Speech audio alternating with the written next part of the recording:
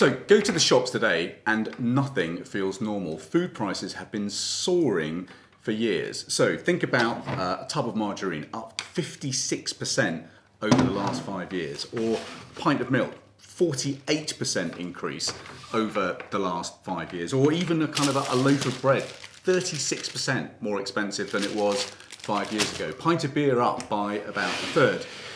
Inflation, it's been coming down. It's about 3.5% now, but food inflation is about a third higher. And what we've discovered is that that's not the half of it, because when you add up the bill for all of the other consumer harms affecting people in Britain now, it's £71 billion.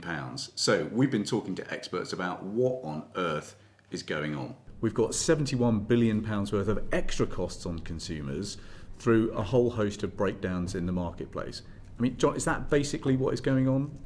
Yeah, and so your point around the £71 billion of consumer detriment, that was up from 54 billion 3 years ago.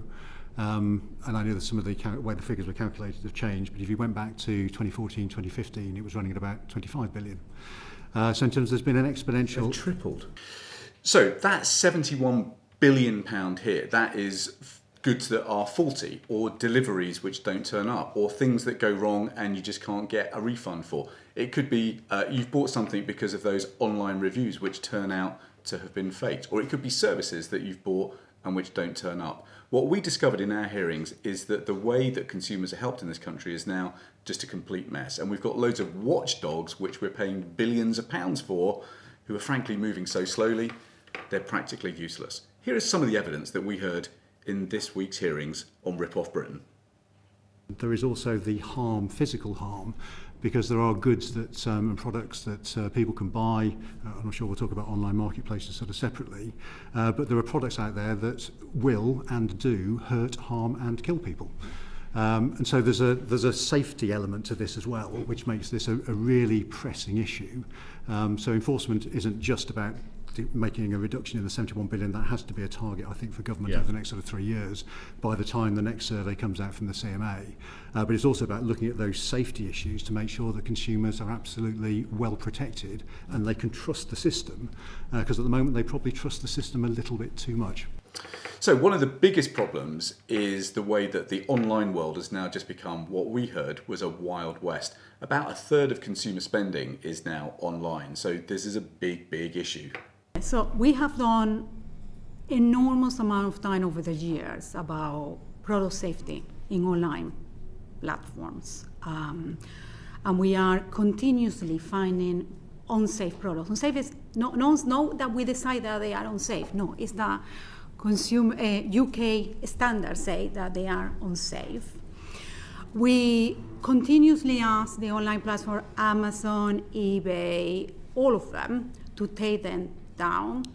They take them down, they appear again. Problem number 2 is that we just don't have the surveillance in the marketplace that we need to keep consumers safe. The number of trading standards inspectors has been absolutely slashed to ribbons. On trading standards has had a real-time cut actually over the last sort of 10-15 years of about 39% in funding at the local authority level.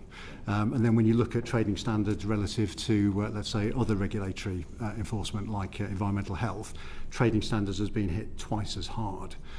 So you've got a depletion in capacity at the local level. Problem number 3 is that there just isn't any enforcement. In fact, it's so difficult to get people busted for ripping off consumers that nothing ever really happens. Like, why are regulators not moving faster?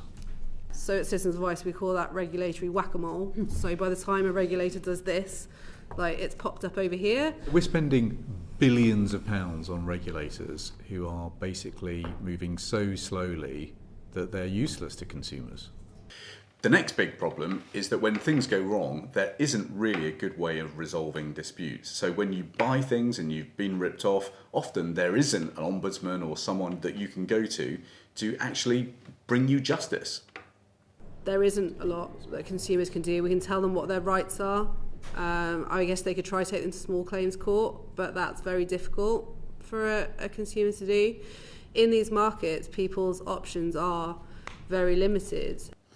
The final point that we heard about was about how AI is going to make this much, much worse. In fact, it's already happening. You can see it in the number of online fake reviews. So unless we completely overhaul the way that we're protecting consumers today, things are going to get much worse, much faster.